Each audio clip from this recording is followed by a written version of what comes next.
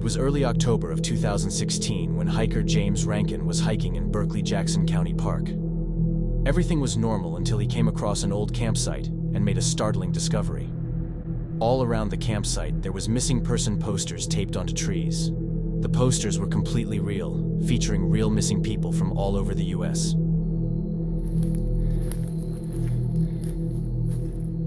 What the fuck is going on in here? They're all different. They're all fucking different. Every single one. This one's from Georgia. And look at this shit. Like, look where the fuck we are.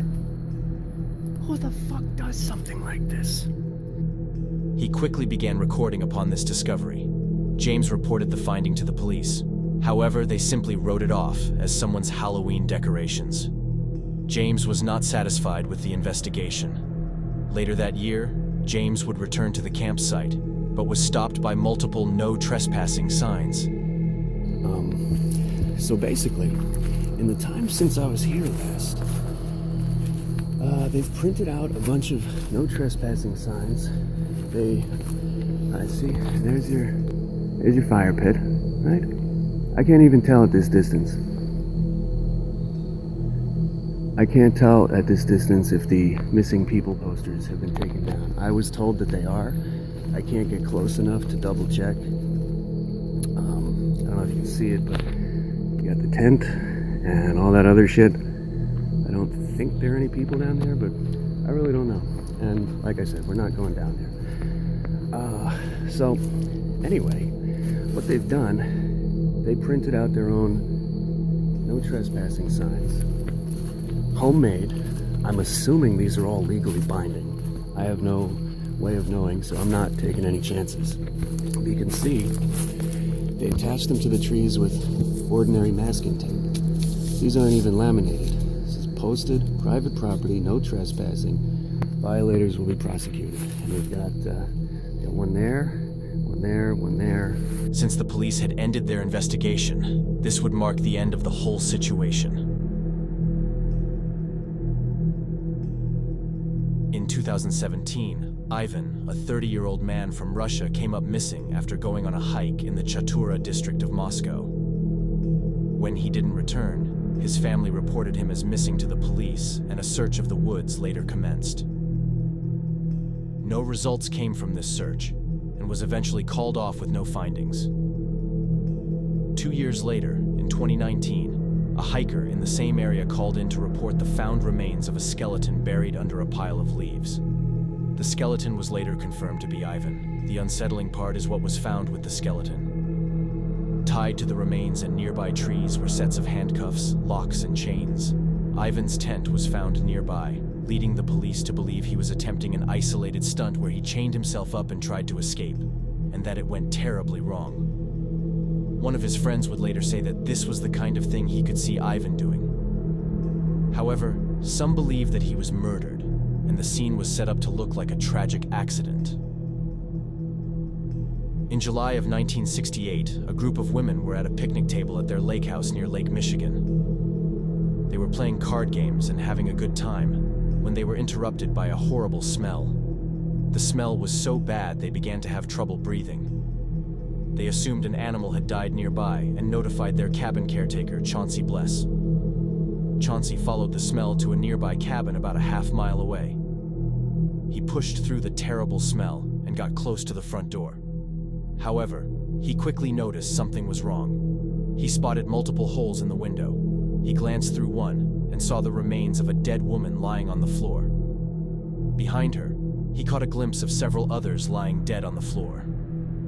Horrified, Chauncey ran away and called the police. Upon the police's arrival, a total of 6 bodies were discovered. It was every member of the Robeson family. They had been missing for weeks. However, they had told neighbors that they were headed on a vacation, so nobody thought anything of it. The police concluded that they had been killed at least a month earlier. Investigations into who the killer might be didn't turn up much. The only suspect was an employee of Mr. Robeson. However, he was never tried in court. Over 50 years later, it is still unknown who is responsible for the Robeson family murders.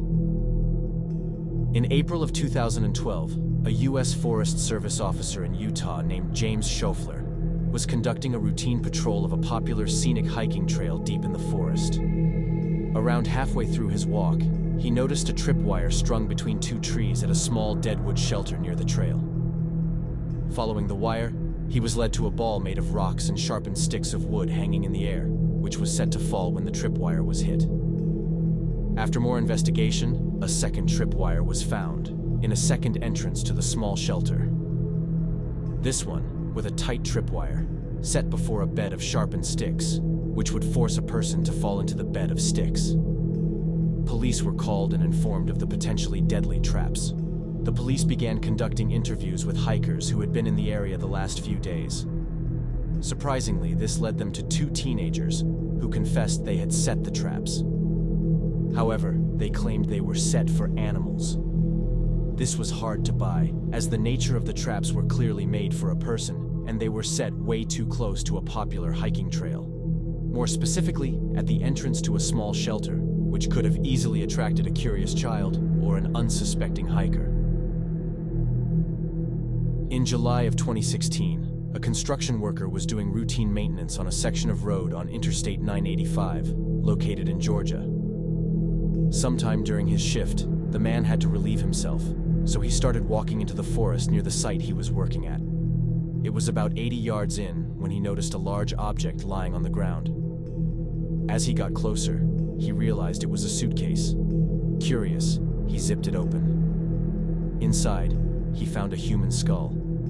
The man ran back to the highway and told his colleagues what he had found. The police were notified and showed the suitcase upon their arrival. A full set of bones were discovered, along with the skull. Later analysis of the bones revealed that they were of a woman, most likely in her 20s or 30s at the time of death.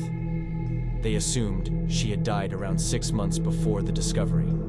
Fast forward to 2019, and police now believe they have identified the woman to be Jessica Mancini from Chattanooga, Tennessee.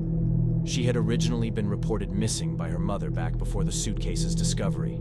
However, the cause of her death and who is responsible is still a mystery.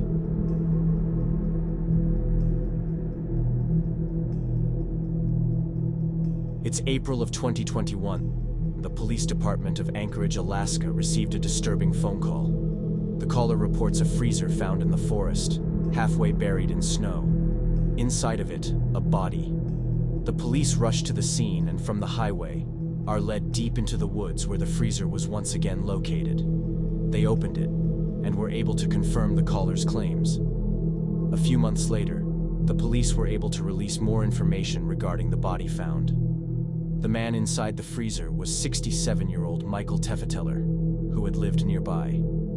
The police were unable to identify how he was murdered and were unable to determine when he was killed.